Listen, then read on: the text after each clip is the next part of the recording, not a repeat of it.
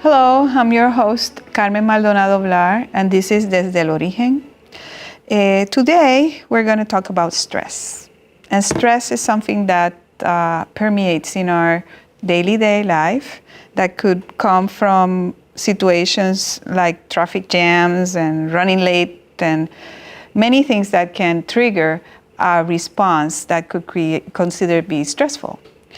But today, we're going to have the opportunity to talk about the biology and all the physiological aspects of stress by this conversation we're going to have with Dr. Andrea Sgoif.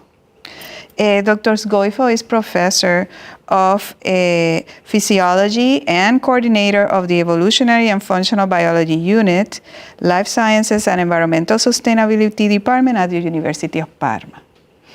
Andrea obtained his PhD in cardiovascular pathophysiology at the University of Milan, followed by a postdoc from the University of Groningen in the Netherlands.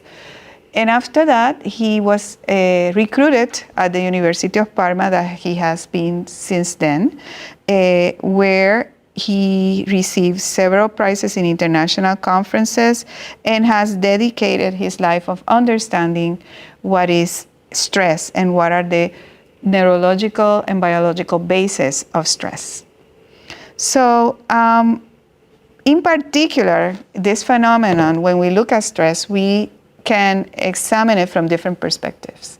And so Andrea has actually focused on a very important axis between the brain and the heart and how both of these organs interact when we have a stressful situation. And so, as always, from this podcast, Desde el Origen, we're going to talk about science, but we're going to talk also about the personal aspects of the scientists that creates their interest in the field that they study. And therefore, we will ask questions to Andrea more about what made him pursue this career, what were the major insights that over his almost 3 decades of work have really made an impact on not only in the field of stress research, but also in his life. So, Andrea, welcome to Desde el Origen. Thanks so much. Wonderful. So I just said that you are Italian, from the standpoint of having your background in your education in Italy. Where were you from originally in Italy? I was born and grew up in Udine, which is a small town in the northeast of Italy, close to the borders with Austria and Slovenia, not far away from Venice. And I was born there, and I did my high school studies, scientific high school studies there. And then when I was 18 years old, I decided to move somewhere else for starting my studies in biology. Yeah. I see. Yeah. But why biology, Andrea?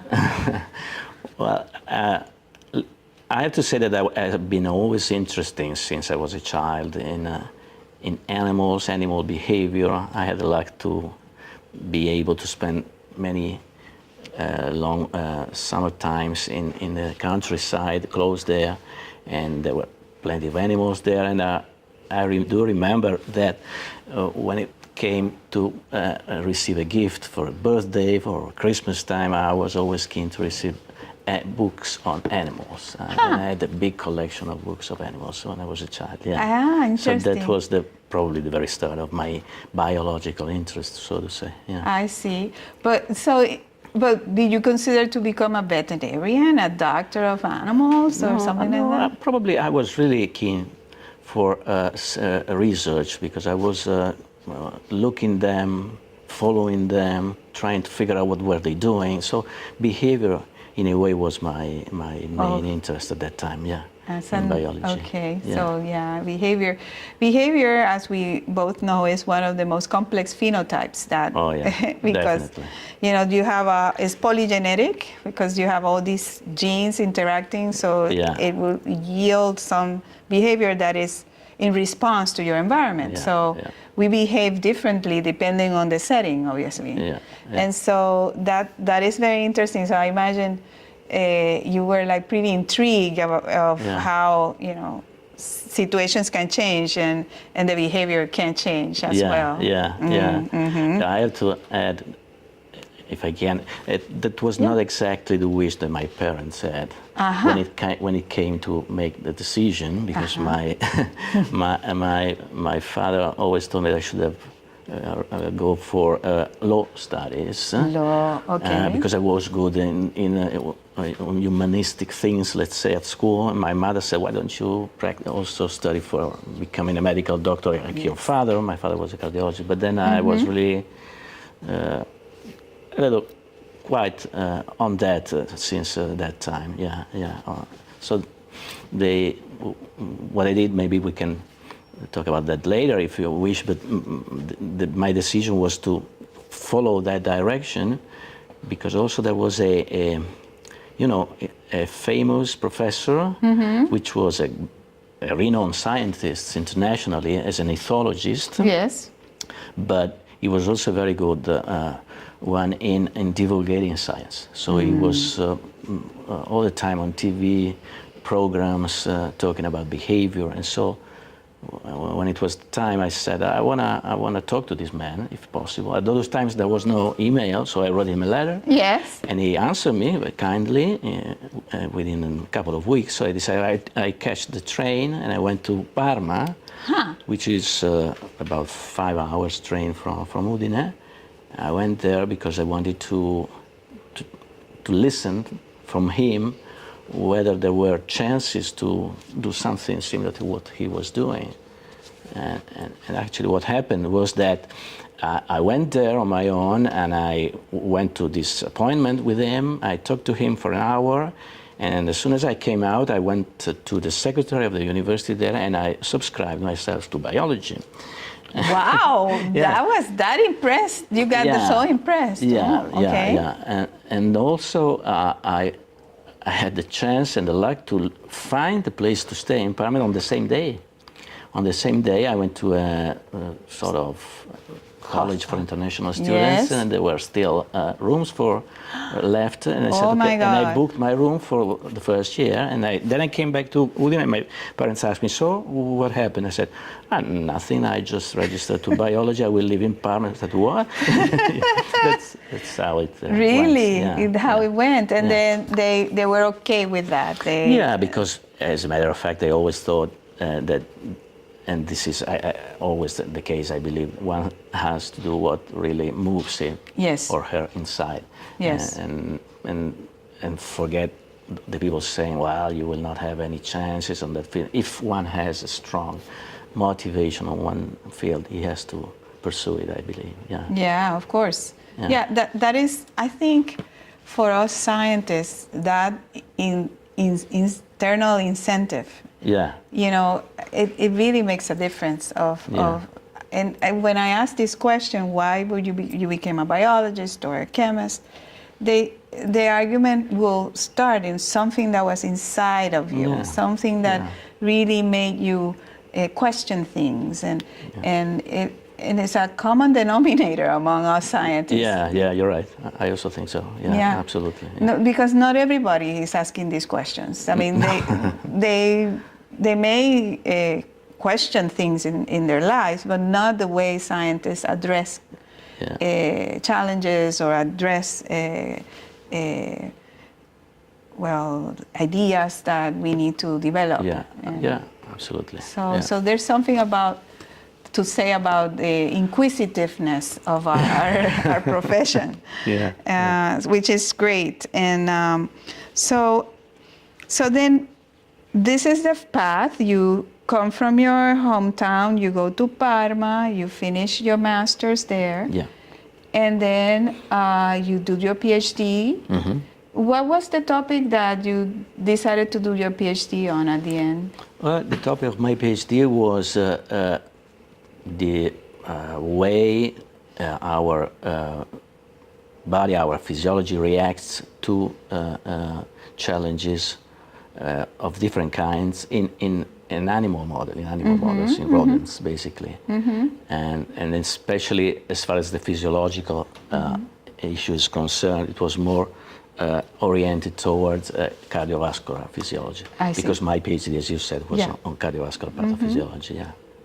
So then that's when you started exploring the connection between the brain and the cardiovascular system from the research part. Yeah, which of course is not as easy, not so easy to perform as a study in humans, because you can imagine ethically you cannot stress human beings for the purpose of scientific data collection, but also because it is very difficult to standardize social history in humans. When you call them to your lab and you have to try to find a correlation between their social environment and their cardiovascular functioning, of course, everybody is so different from each other. Standardization is much easier, of course, in animals, in animal models. And also the time span of development of a cardiovascular pathophysiology is so long in humans that it takes years to get data that you can work on. So that was the reason for dedicating my PhD thesis on an animal model, And then when you went to do your postdoc in the Netherlands, you decided to focus on something in particular, or you did something totally different? Yeah, no, again, it was a matter of writing, but at that time there was email, so I could write an email to a professor there in the Netherlands, a famous one also, because he had these nice techniques for collecting blood from these animals during stressors taking place.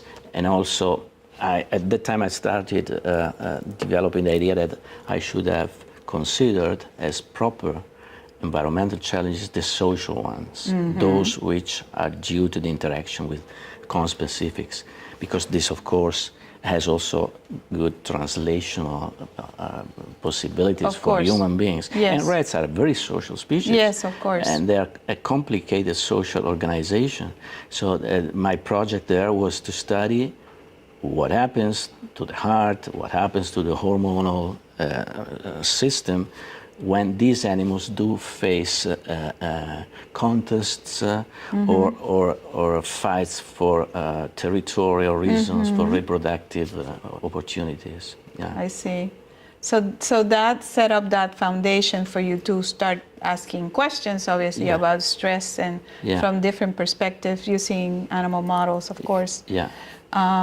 It's very interesting because I did study stress, but when I was doing my postdoc, and later on when I came to Puerto Rico, but from the standpoint of the impact of stress in drug addiction, which is the field that I have studied through so the last 30 years. And one of the things that it's well documented is how stress can become a risk factor for drug taking and relapse of any drug, And so it's so important to understand, the neurobiological basis of why people, under stress will seek drug, even though they stop, for example, the most common, alcohol. You can have a recovering alcoholic that haven't touched a single drop of alcohol in 10 years, and they have a stressful situation, and that could trigger all sorts of memories and behaviors that will result in a relapse and reinstatement of drug. So I imagine that from that point of view, obviously, it's also very important. What do you think about that? I think that also, coming back to the issue of how to say, to stimulate the animals properly with the social environmental challenges, is that because these species, like ours, developed evolutionarily with given pressures, and social pressures in complex social organizations are the most significant pressure, apart from the physical chemical pressures from the environment. But these species do really have to deal continuously with interaction with conspecifics. So if you want to have data which have a meaning, a reasonable face validity, biological validity, when you challenge these animals, you have to challenge them for something they are evolved for, right? So that was my concern, because at that time there were a few groups actually around the world using social challenges because they are more complicated to set up. Yes. It's easier to take an animal and do whatever. Yeah, electroshock. More or less ethical things, let's say, Yes.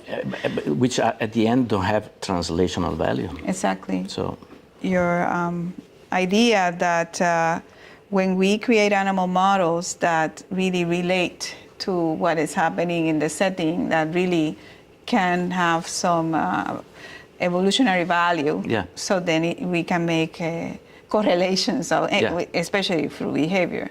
Yeah. So then, throughout your research, you are modeling social stress, ¿verdad? In rodents in particular. So, what does, in your opinion, what has been the most important, significant contribution in the field of social stress that from the contributions that your lab has given the world, obviously? So, what do you think are the most critical contributions in that sense? Well, probably it's something that is really close to what we are just saying. That is, if you want to study a physiological reaction of an animal to a given challenge, and if the challenge is a social one, you need an animal to be completely healthy and freely behaving, not just freely moving, but freely behaving. And for this, you need to have a system, a device that allows to do that. And so what we have been using, and we were one of the first ones, for sure in Italy, but also internationally, I would say, to use these radio transmitters that you can implant in the animals with a simple surgery, from which they recover very well in 1 week. And then you get the signals, physiological signals like blood pressure, heart rate, or body temperature from animals which are moving around and performing whatever behavior they wish without limitations. But then at the time came the trouble that, okay, these systems are perfect for the purpose, these radiotelemetry systems, but then when the animal moves, of course, you run the risk to have a lot of noise in your signals. When the animal fights, you can imagine. So what we have been working on for quite a while in my lab was to develop a surgical procedure that allows to locate the electrodes and in positions which are free from, or relatively free from artifacts due to movements, to physical activity. And actually, we then published, we worked for months with a pediatric cardiac surgeon, because of course he was used to small sizes with these rats, and we worked and we tried many locations until finally we found one and we published it, and actually that has been then included in the manual, user manual of the factory that was producing radiotelemetry. They included this surgical technique for implanting these devices, and which was then used by many other groups. I remember that when I was in the Netherlands, my colleagues and friends there were calling it the Sgoif method. Very nice. But yeah. So curious enough, it was, I would say, probably more this technical, methodological paper to have a lot of citations more than other typical scientific ones. Yes. So these devices that you created, that method that has been, I think, quite successful, and from the standpoint of the methodological and the technique. Do you see that happening in humans? Can we then identify a device that we could, to be able to measure or predict because nowadays you have devices have been implanted in humans for many things. The oldest one, the pacemaker. We used to have a pacemaker to control your pulse, and And now you have for Parkinson's putting electrodes toward the pallidum, so you know, a bilateral electrode that connects to a device. So and so on and so forth. In the field of stress, are they examining devices for human therapies or anything of that regard? Well, as a matter of fact, as you all know, there are nowadays these all sort of watches which you can use not just for patients but common people, which they can wear, and they get a lot of information about your physiology. Yes. And yeah, this one, for example. that one for you. Yeah. I also have one. But I would say what is more promising nowadays is that, and that comes to the patient issue, that you can have possibly, and we are collaborating on this with a group in Milan, for having these portable devices that you fix to the air, which are able to stimulate fibers that go to the brain, and from there, downstream, they stimulate that part of our nervous system that is, in a way, let's make it simple, that allows you to relax and to reduce activation. It is called the vagal system, technically speaking. And that system has been shown to be very important for health.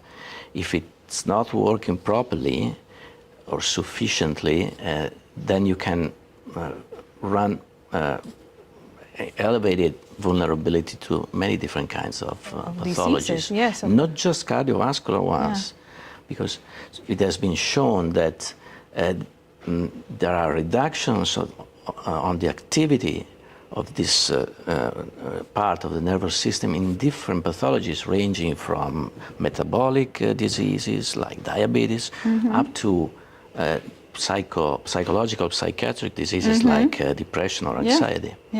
So the idea now is, and we are working on the animal side to figure out the proper frequency of stimulation, the proper position of these devices, because, by the way, you have to use different frequencies when you work with males or females. I imagine. And then the idea is to use these indications from the animal to produce these devices, which these collaborators from Rome and Milan are working on. So that is state of the art. I mean, we're talking about future where we can, control or at least modulate our vagal system in a way that the fact that it works, it's clear, because scientific literature is wide about this. But the point is, as usually is the case, to have something that you don't need to go to the hospital, you don't need to have a medical doctor or a nurse working with you, but you can do it yourself at your place. And that, of course, would be really... that would be very impactful for health. And because stress is everywhere, no? And some people are more vulnerable to stress than others. For example, this is a study that I mentioned in my class in neuropharmacology with my students, where your genetic background and your environment interact constantly. But some of us are more vulnerable than others based on a genotype, like, for example, having a short version of the serotonin transporter. You have, the short or the long version, and people that have short version of the two alleles with short of this transporter are vulnerable to depression if they're exposed to stress. If they're exposed to stress, of course. If they're not exposed to stress, you will be okay. But they don't know that unless someone does a genotyping of your genes, right? So therefore, these devices or opportunities to help the common, society to address something that is so that permeates always. And stress sometimes is good. You need to stress from the good side of keeping you active and in a physiological way. Yeah. I think that is necessary to activate, the release of cortisol, the release of norepinephrine, and all these things that make us be active, right? Yeah, what you're saying is very important, I believe, because that is a commonplace among people, that stress is necessarily only bad and is only a disease factor. As a matter of fact, as you said, we need to have stress response to be performing, to be cognitively up, ready for what we are asked for. And so the problem is not to have a stress response. The problem is to avoid to produce stress responses when they are not necessary, because we are pessimistic attitude or for rumination or all these kind of psychological types, So, yeah. So still, that's the misconception that you're saying, that you just mentioned, right? Yeah. That think very negatively of stress, but stress is also needed for our sympathetic nervous system to just to wake us up. To get us going. But how stress has also affected you?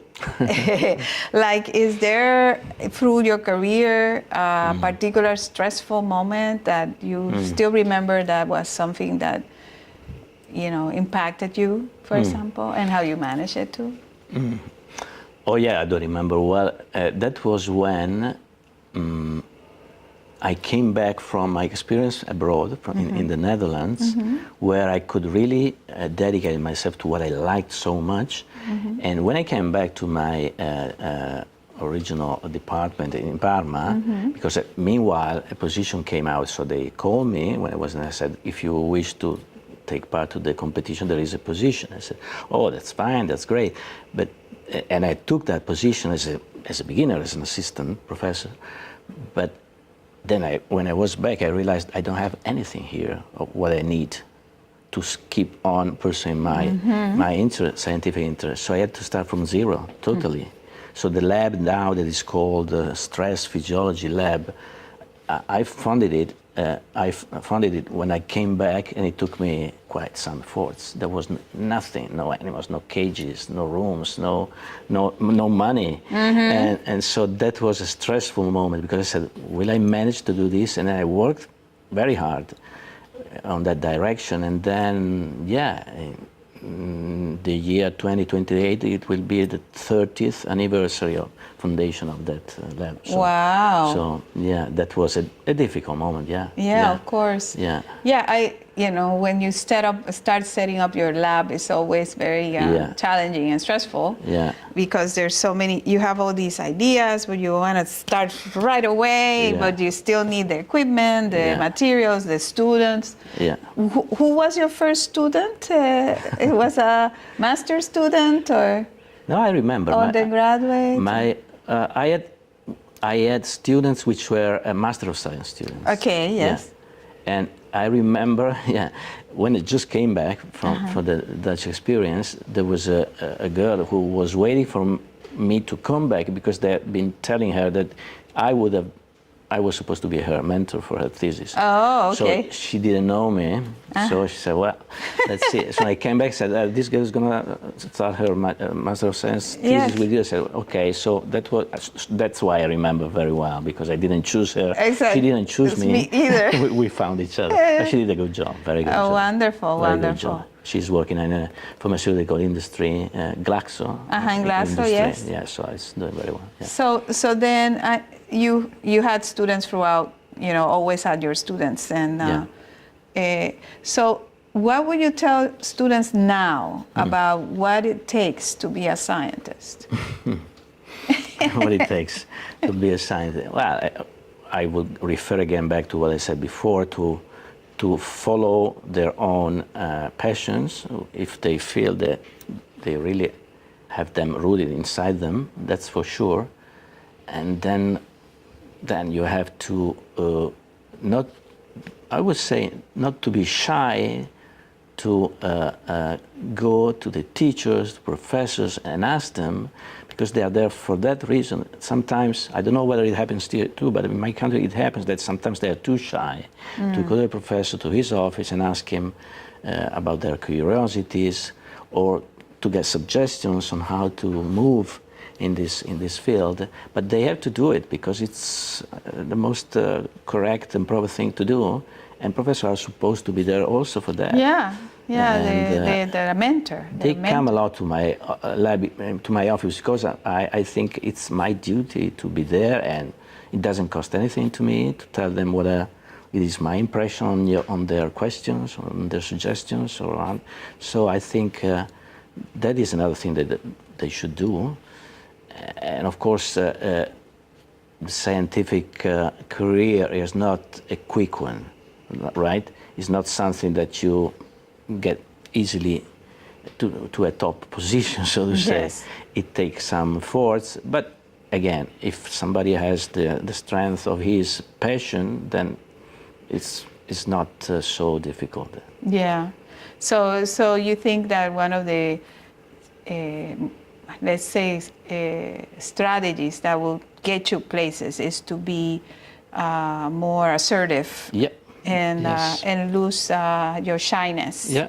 Yeah. To create network, because in science networks are crucial for growth, because you by yourself doing things that may not be as significant or are insignificant, but if you have others collaborating with you, then it becomes more valuable for society in general, I think. And so collaborations are key. Yeah. And so for that you need to interact, socialize, listen to advice. That's another very important, of course, because if you have your own opinion, you don't listen to others, perhaps you're in the wrong path and you need more feedback. Absolutely.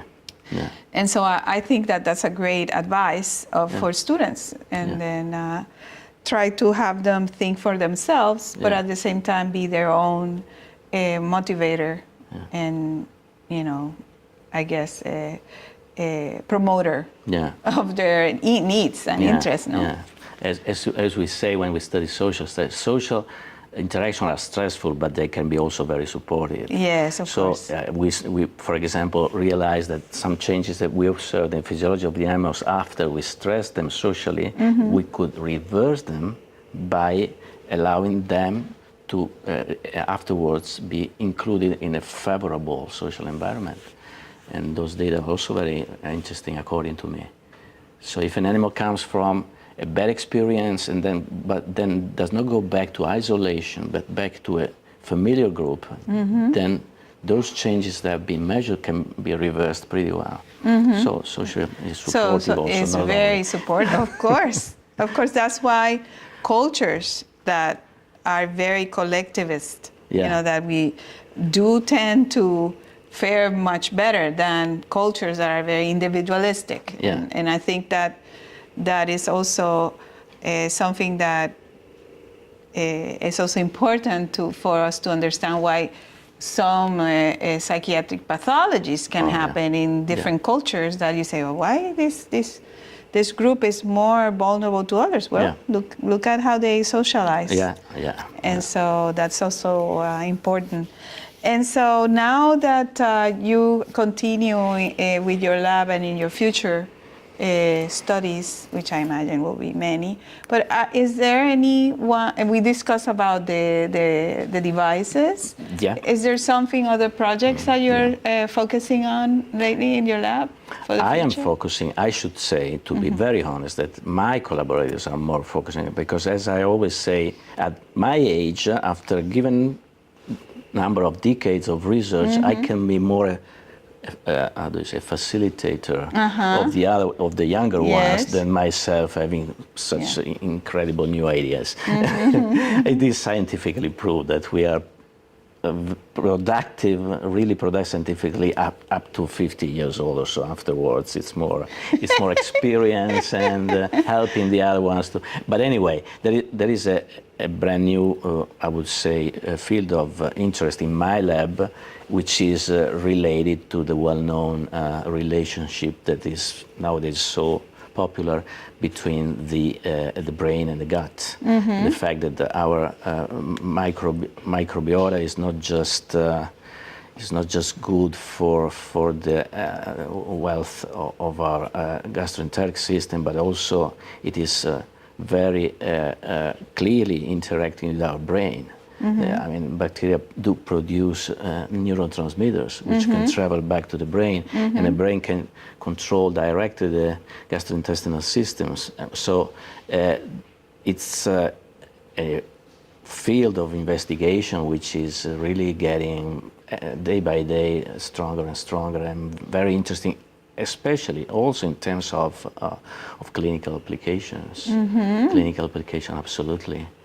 So, and it's strictly, tightly linked to something that is very popular in the part of Italy where I work, which is food industry, of course, because Parma is a well-known side of food production, ham, cheese, and there is a lot of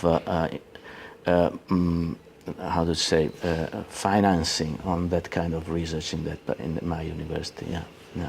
Yeah, that is also the interest of connecting the microbiome and how it interacts with the brain and also with the gut and through the vagus nerve, of course. So we go back to the vagal system. So it's all interconnected, and I think that the more we look at the different factors, and we see, that's why it's so important to study physiology. I think there's so much people look at the genes, and we knock out this gene, and we look at this protein, and it's fascinating.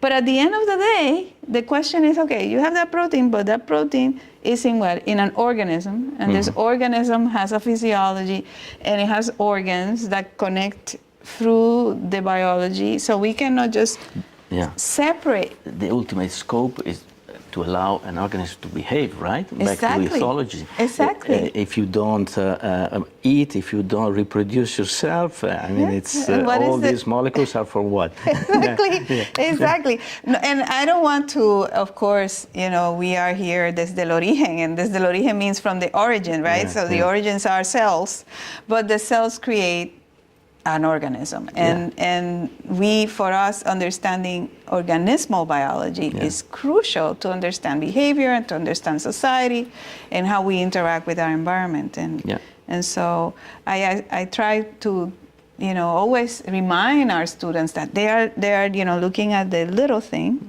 the micro thing. And we just talk about the microbiome. Of course, we look at the microbes that are in our gut, but then the question is how they interact with us. And we can detect which ones are there, but then what is their relevance? Why are they there? Why are they not in another area of the body? So that is interesting questions as well. So. Absolutely. So wow. So devices, microbiome, and also. You told me human studies more than rodents now? So lately, if we were 80% animal, 20% humans 10 years ago, now it's the other way around. Wow. Okay. And that transition has been okay with you, or you still miss the rats? No, no. I think it's probably a natural evolution or personal scientific evolution when you are doing something which has to do with human health. After a few years, I noticed that also in other colleagues of mine, you tend to be interested to go straight then to the human subjects and see directly in the human subject what's happening there, which is for some reasons more difficult, but probably nowadays even less expensive than working on animals.